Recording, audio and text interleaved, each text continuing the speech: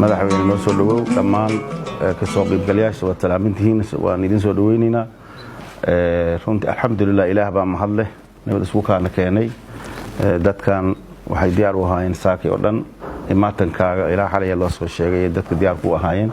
soo dhaweynta unbaa lagu mashquulsanaa umuurta caamka ah oo laga shaqeeyana runtii ilaahay agtiisana waa ku weyn tahay waan ummaduhu waxay ku dhismaan ummad aan ku mashquulsaneen danta caamka oo kaliya ku mashquulsan danteeda khaaska meel ma gaarto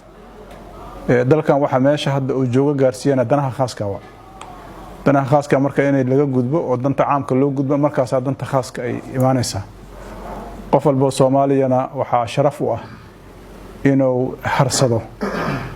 dawlad oo qayb ka yahay oo cadaalada oo nabada oo horumar sameynaysa